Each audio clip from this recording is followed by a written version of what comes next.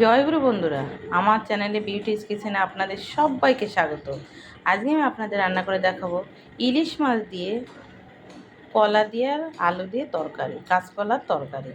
দেখুন এখানে আপনাদের দাদা 3টি ইলিশ মাছ নিয়ে আসছে।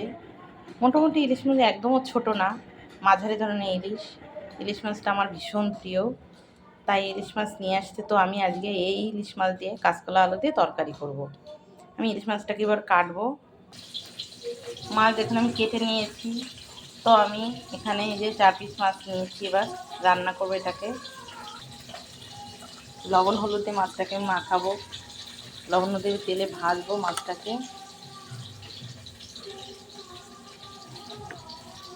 এবার মাখিয়ে আমি কড়াতে দিয়ে দেবো। মাছে কিন্তু ডিম হয়েছে, দেখুন পেট ভর্তি মাছের ডিম, পুরো সবকটা মাছ দেখছেন ডিম হয়েছে কি সুন্দর মাছে। দেখুন আমার লবণ মাখানো হয়ে গেছে। এবার আমি কড়াতে মাছ দিয়ে দেবো। এখানে আমি দেখুন কাঁচকলা আলু কেটে রেখে দিয়েছি, কাঁচকলা আলু ঝোল করব।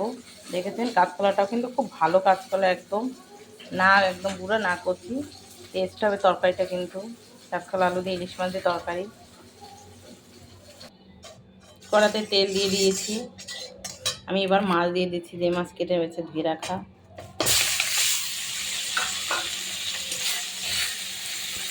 তেলটা কম দিয়েছি, এই মাছটা আমি আগে একবার ভেজেছি, তেল বেরিয়েছি, তো তার জন্য আমি কম দিলাম।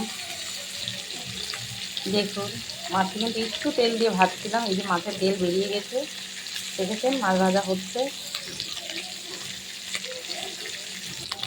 মাছ ভাজা হয়ে গেছে দেখুন, আমি এবার নামিয়ে নেব। মাছ ভাজাতে তেল আছে, আমি এর ভিতরে ধুয়ে রাখা কেটে কাঁচকলা এবং আলু দিয়ে দেবো। নেড়ে চেড়ে আমি লবণ হলুদ দিয়ে দেবো, লবণ,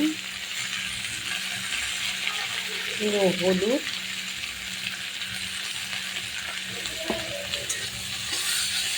এই কাঁচকলা আলুতে আমি কিন্তু কাঁচা লঙ্কা চিড়ে দেবো, কোনো শুকনো লঙ্কা হবে না বাটা। তো জিরে বাটা দেওয়া যায়, কিন্তু আমি জিরে বেটে দেবো না, শুধু কাঁচকলা আলু দিয়ে ইলিশ মাছ দিয়ে করবো। এই তরকারি করতে গেলে কিন্তু ইলিশ মাছটাকে একটু হালকা ভাজতে, কড়া ভাজা যাবে না। আমার মাছটা কিন্তু হালকাই ভাজা, দেখে মনে হচ্ছে কড়া, কিন্তু কড়া না। এটা একটু নেড়ে ফিরে আমি জল দিয়ে দেবো। দেখুন একটু ভাজা ভাজা হয়েছে, বাইরে জলটা শুকিয়ে গেছে। এবার আমি দিয়ে দেবো, জল দিয়ে দেবো।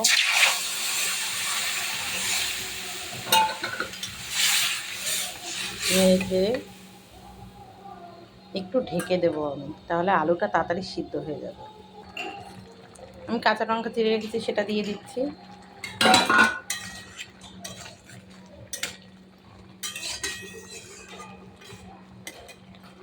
তরকারি নামিয়ে নেব। এদিকে আমরা মাছ রেখেছি, মাছের ভিতরে আমি তরকারি নামিয়ে নেব।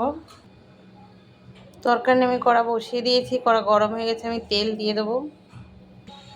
তেল গরম হয়ে গেছে, আমি দিয়ে দেবো তেজপাতা, দিয়ে দেবো জিরে। এটাকে নেড়ে চেড়ে আমি তরকারি দিয়ে দেবো। জিরে দেখুন লাল হয়ে গেছে, আমি তরকারি দিয়ে দিচ্ছি।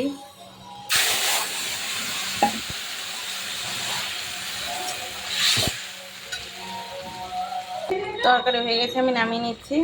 দেখেছেন অন্য কাঁচকলা আলুর তরকারি ইলিশ মাছ দিয়ে।